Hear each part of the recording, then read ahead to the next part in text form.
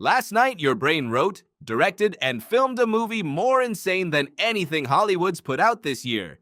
You were the star. And by breakfast, you couldn't even remember the plot. This happens to literally everyone, every night. And for centuries, we just called it a bad memory. But it's not a bug. It's not you forgetting. It's your brain, on purpose, hitting delete, in real time, while you're still dreaming it.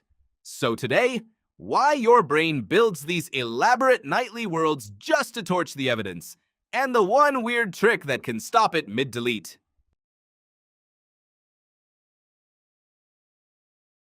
Here's the setup.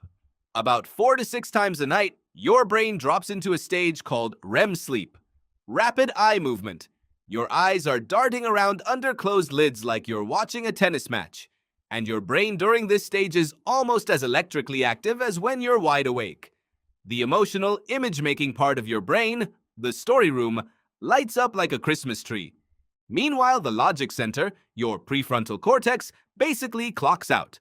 That's why Dream You never questions why your childhood home has an elevator to the ocean. The part of your brain whose whole job is, wait, that doesn't make sense, is offline. This is also why dreams feel so emotionally real even when they're visually ridiculous. The logic room's closed, but the emotion room next door? Wide open, fully staffed, working overtime. And every single night, this room produces 4, 5, sometimes 6 of these fully produced stories.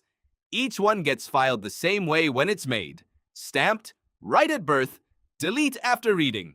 Here's the part that's actually wild. There's a brain chemical called norepinephrine. Think of it as the bouncer for your memories. Its whole job when you're awake is deciding what's important enough to keep. During the day, norepinephrine is what makes a memory sticky. First kiss, stamped. Almost getting hit by a bus, stamped aggressively. Your brain tags it as important, and it gets waved into long-term storage. But during REM sleep, norepinephrine basically takes the night off. The bouncer's asleep. Nothing gets stamped, which means your dreams, no matter how vivid, how emotional, how genuinely unhinged, never get the keep this tag in the first place. Here's the kicker. If you don't consciously grab onto a dream and replay it within about 90 seconds of waking up, it's not just fading, it's gone, permanently unfiled. Your brain never intended to save a draft it never meant to publish. That fragment you're clinging to right now, 30 seconds after waking up, that's not a memory anymore. That's you watching a memory disappear in real time.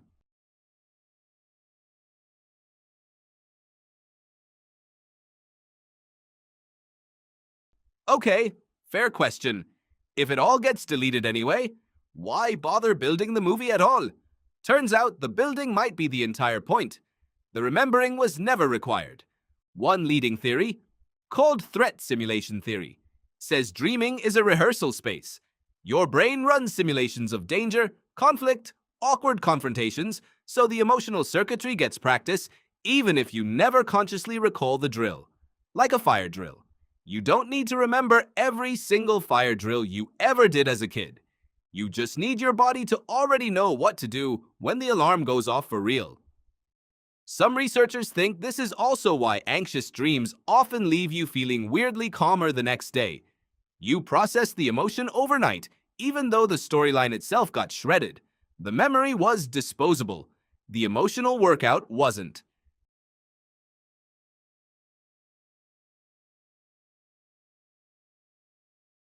There's one weird exception to all this. Lucid dreaming. That's when you become aware you're dreaming while it's happening. In a lucid dream, that logic center that's normally shut down flickers partly back online. And people who lucid dream regularly report remembering way more of their dreams because part of the "is this real" machinery is actually running. It's basically proof of the whole theory. The more logic brain involvement, the more the memory sticks. Turn the bouncer back on, even partway, and suddenly things start getting stamped again. Which brings us to the actual hack. If you want to remember your dreams, the fix isn't trying harder to concentrate in the morning. It's beating the 90-second window. The second you wake up, before you check your phone, before you get up, before you even really open your eyes all the way, write down even one word, one image, one feeling. That single act hijacks the deletion process and manually stamps the memory yourself. You're literally doing the bouncer's job for it. One word, and that whole ridiculous nightly movie gets a permanent seat in long-term memory instead of getting torched before sunrise. So tonight, notebook on the nightstand, pen right next to it. Not tomorrow, tonight. Because somewhere in there, tonight is a dream weirder than anything I could have shown you in this video. And for once, it doesn't have to disappear.